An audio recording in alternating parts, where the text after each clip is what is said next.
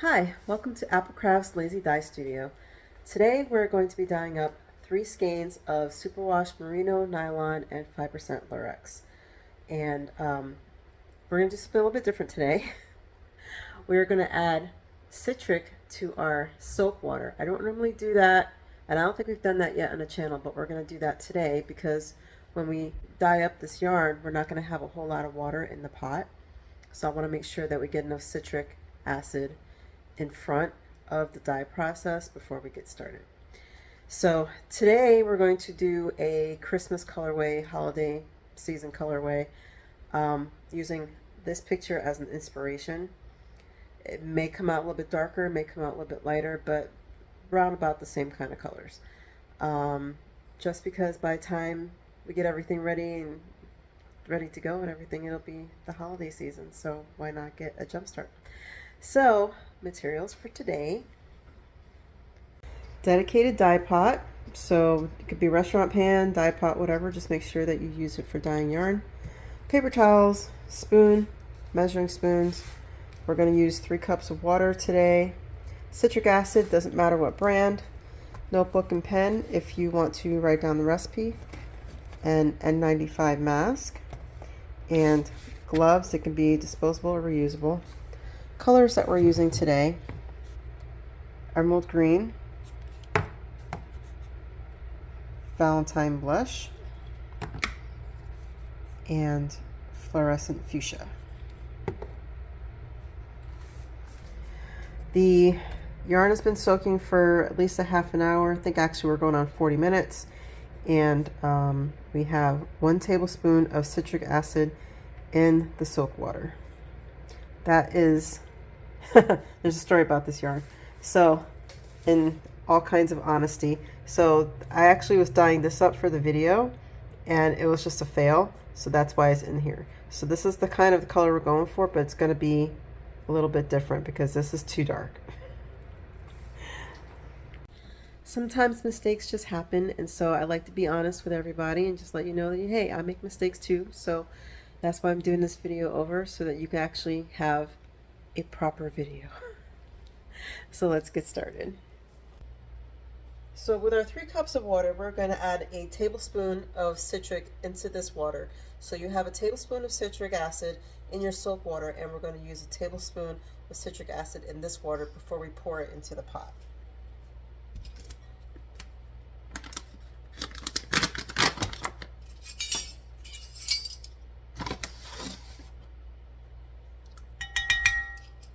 Just give it a little bit of a stir.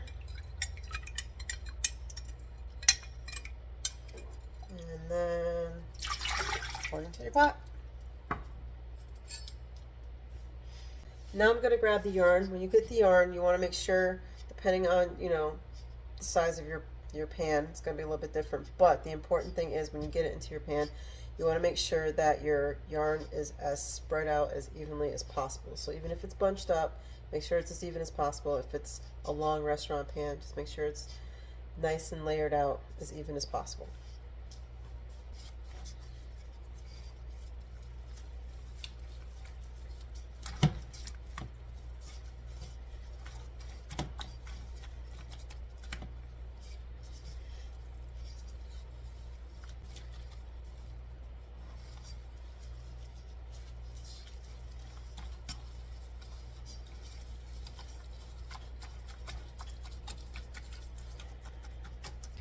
Okay, so the method that we're going to do today is we're going to do a layering technique, kind of similar to how we did it with the squeeze bottles, but we're just going to put dye onto the yarn, from the measuring spoon. So what we're going to do is we're going to eyeball and do a 1/2 teaspoon, which would be 1/8 of a teaspoon, and we're going to layer it in sections. So we're going to have a section of the fluorescent fuchsia with 1/8 of a teaspoon. And then we're going to go into the vanilla blush with 1/8 of a teaspoon. Then we're going to leave a gap of white before we do the green and 1/8 of a teaspoon. And the reasoning for that is the pinks, I don't mind if they run into each other, but we don't want the pinks running into the green because then that's going to muddy the colors. So I'm going to put my mask on, and then we're going to put the heat on to medium high. And if you have numbers on your stovetop, it's probably like a 6. So let's get started. So this is about 1/8. I don't know if you can see that. It's not all the way up to the top. And I'm just going to go ahead and kind of sprinkle it over the top section of this yarn. I'm going to go really light because it may end up being too much. And we don't want too much. We already saw that disaster in the sink. So we don't want to have that happen. I think this is going to be okay. This is good. All right.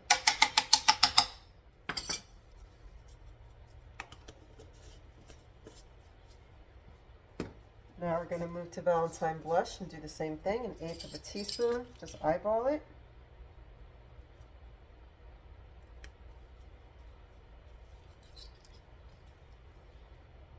Make sure you hit that transition line. Just go real light and real slow. That fuchsia likes to spread a little bit, so I don't know if you'll see, but over here in this section, on this side, there's some speckling going on from that fuchsia, which is why we want to have a gap when we do the emerald, because we don't want to have any of these colors going into the emerald. So, all right. Okay, now we're just going to leave a white line here with no color, and we're going to go in here and do a section of the emerald green. This likes to fall in clumps, so go really slow and steady. Try to give enough space for that white space, because when this bleeds into each other, we don't want to have any of that spread going into the green if we can help it, because these colors will bleed into each other. So now what we're going to do, turn this back around, we're going to take our spoon and we're going to press gently into the yarn and try to get some of that color to spread. And we're going to move some of this color, some of the yarn around and get the color into the yarn.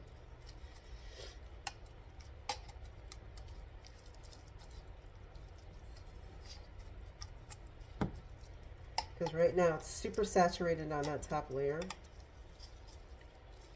So we want to make sure we can get some of that color going into the yarn.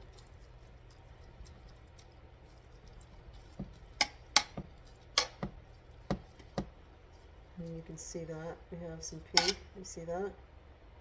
So I just want to make sure we can get some of that into the yarn. I do expect it to have a bunch of color, and it will settle as we add heat, and move the yarn around. But I just want to try to get as much as I can into that for now. Okay, now I'm going to go into the Valentine section. Same thing. Press, try to get some of that into the inside of the yarn, if you will.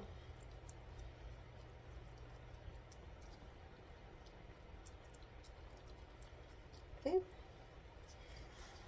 And now I'm going to go and rinse my spoon and then do it with the green.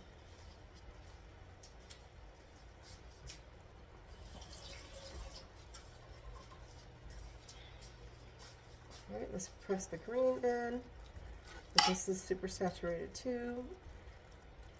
And when you press in, you're going to see that the color wants to go this way and that way. So try to press it away from the pinks if you can.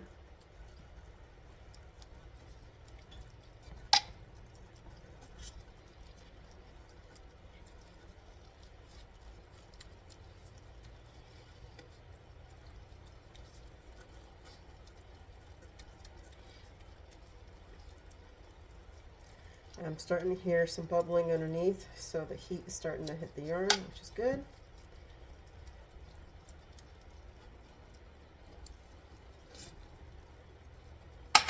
Okay, I'm going to leave this alone for 10 minutes, and then we are going to see where we're at as far as the yarn taking up the dye, and then we may or may not flip it. It's been 10 minutes, so let's take a look at this yarn. I'm going to put my gloves on just in case I need to go ahead and move the yarn around.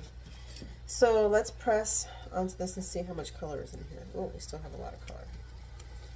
Alright, so I'm just going to press this some more, try to get some more of that color distributed onto some parts of the yarn that don't have any dye.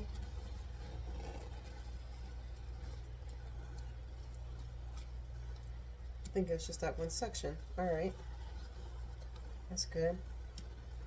Sweet. All right. Now I'm gonna do fuchsia. Yep. So let's move that around. See if we can get some dye on those undyed parts.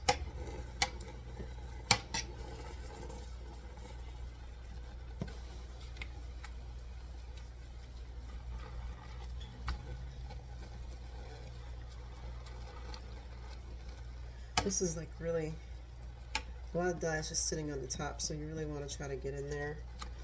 But try not to be too aggressive about it because you don't want to accidentally felt your yarn.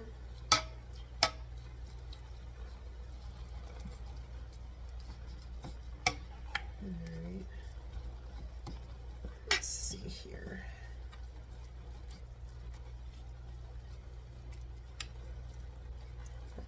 The reason why I want to do this is because when we flip the yarn, I don't want to have so much dye swimming on the bottom of the pot that we end up having it transfer to the other colors.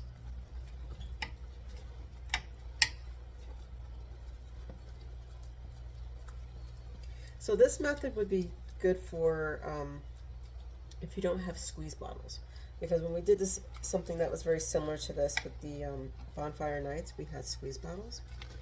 So you can do this and get a very similar result if you don't have squeeze bottles. I think I've got most of this color spread out now. It's one section right here. Really wants to be the bane of my existence. Let's try to get some of that dye in here. Just one section.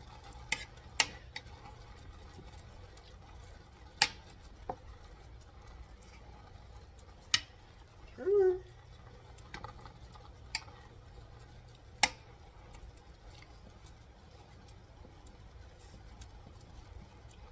The less dye I have moving around in the pot, the better.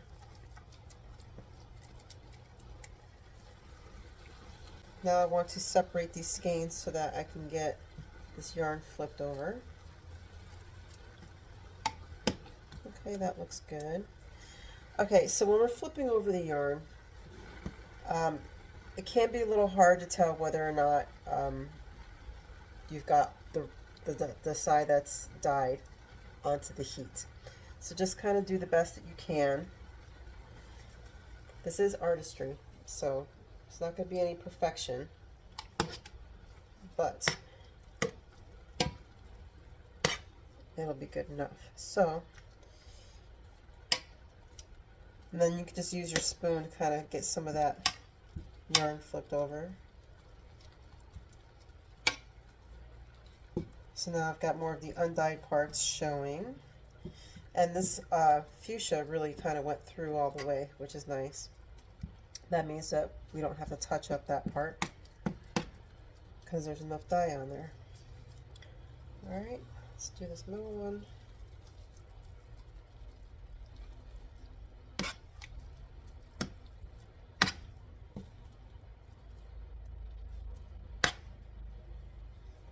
Okay. Yeah, that orchid, not orchid, fuchsia. The fuchsia really went through, so we don't have to worry about touching that up. When we flip the yarn, and we're wanting to get more color on both sides, what we would normally do is put, like in this instance, more fuchsia here, more valentine, and then more emerald. But since that fuchsia really went through, I'm just going to leave that fuchsia alone. How many times can I say fuchsia?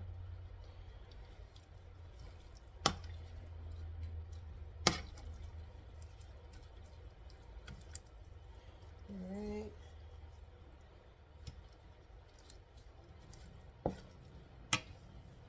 I did get a little bit of pink on this side, and I'm not really sure how that happened, but we'll deal with it later. Okay, so since we're not going to add any more fluorescent fuchsia, I'm going to move that out the way. We are going to go ahead and do 1/8 of a teaspoon of the Valentine blush. I'm going to put my mask on. And then we're going to do 1/8 of a teaspoon of the emerald.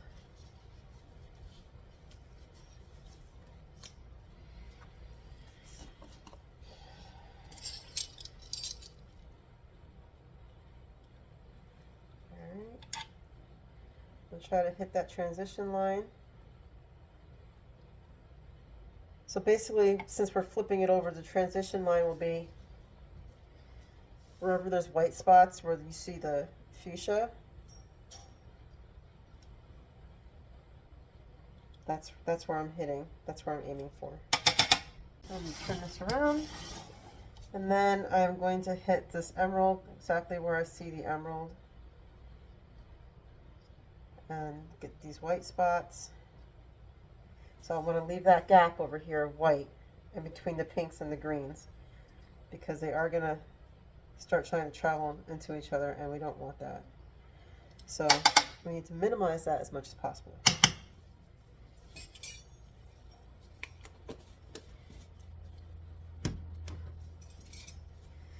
Okay, now I'm going to go back and press into this Valentine.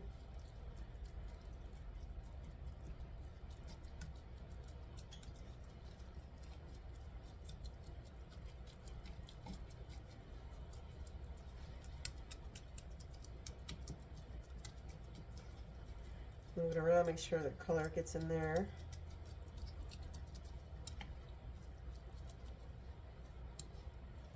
Don't be afraid to push, because I don't mind if there's blending going on between these two colors.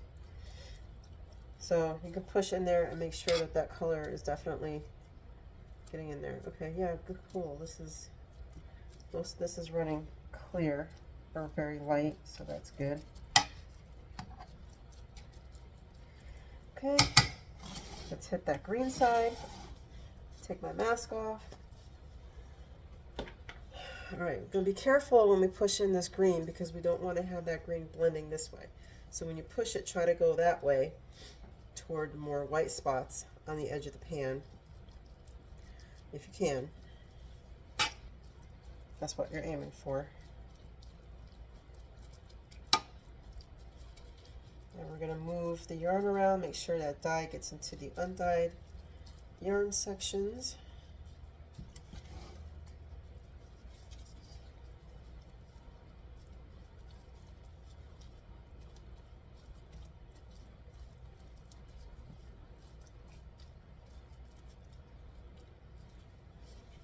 This is a super saturated area.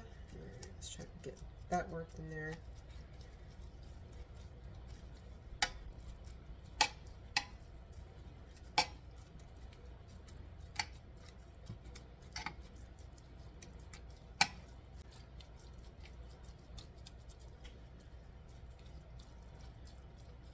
So, all right, that's good enough.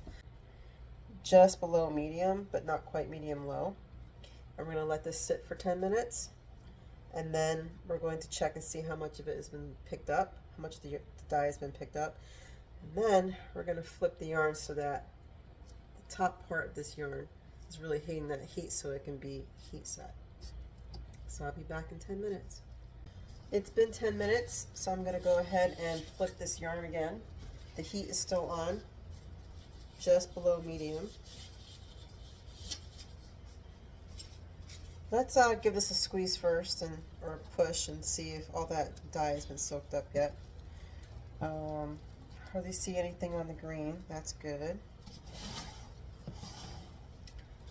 Let's see. There's a little bit of pink, not a lot, but it's there.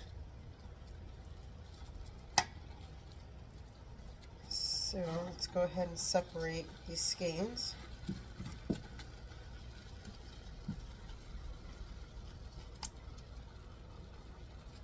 And then just do our best to flip it over and get that top part onto the bottom.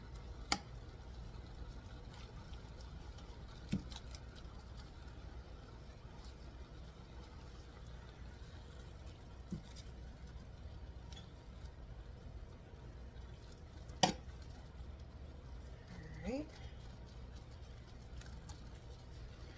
And one more. If I can find the string.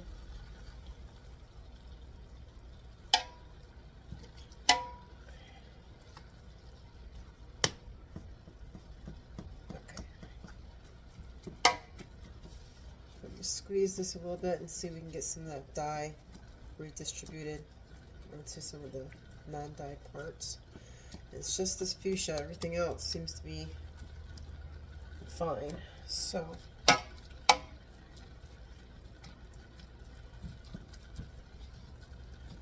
the fuchsia is strong. It's almost like the black. Black goes a little bit, goes a long way. And this fuchsia seems like a little bit goes a long way too. It's just something to keep in mind. I don't use fuchsia all that often, so I'm learning this along with you. I usually stick with the purples and blues. Yeah, fuchsia's not one I use all that often. I might have used it twice before since I bought it 3-4 years ago. So, alright, so we're going to let this sit for another 10 minutes on the heat. And then we'll come back and check it out.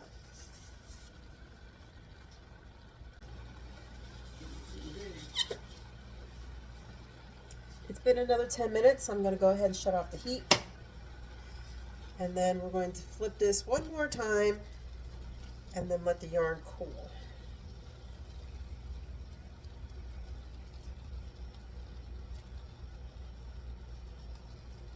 And once it's cool, I will see you at the sink.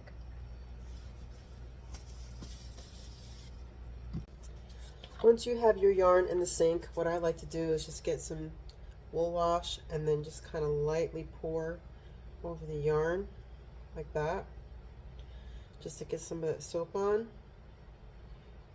And then when the yarn is cooled off enough, you're going to rinse it in lukewarm to cool water. I have my own method, but you know, if you don't like the method I'd use, you can go ahead and use a wash bin to rinse your yarn and just keep changing out the water until it runs clear, or if it does run clear, then just until you think all the soap is out. And then that's it. So let's get to rinsing.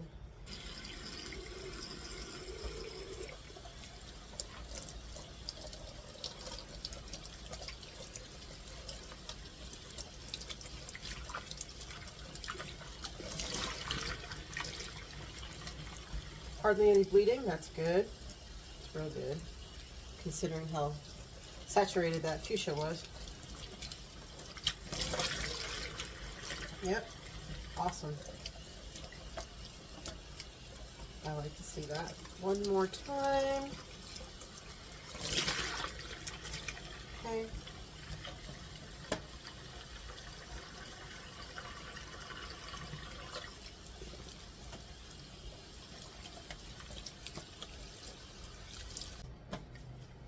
And as always, when you're done rinsing your yarn, you can hang it outside to dry, or on a drying rack, or in your shower. I like to hang it and get some of this water out on a drying rack, and then after I get, not the drying rack, I put it on the drying rack after.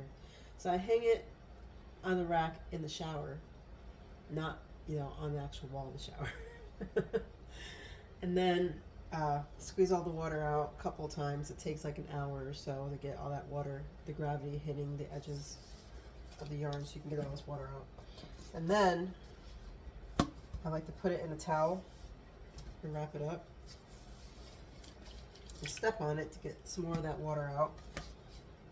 And then I put it on a laundry drying rack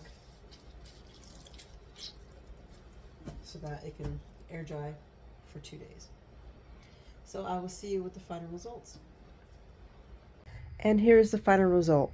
We have these patches here and here and here of that fluorescent fuchsia, and then these dark spots here are the Valentine blush, which, you know, every time I've used Valentine blush, I guess not in this way or in this method, the color has always been lighter. So it was interesting for me to see the Valentine blush coming out so dark. And then this is the emerald. So let's see what it looks like skeined up. That is a really beautiful holiday colorway, if I do say so myself. So this colorway is going to be called ribbon candy. It's a holiday staple in a lot of people's grandma's houses. If you know, you know. Okay, so if you want to get more information on these skeins of yarn and want to buy a skein of yarn, you can go to my Etsy shop. The links will be in the description box. And I hope you had fun watching this video and died along and took notes. And I will see you next time. Bye.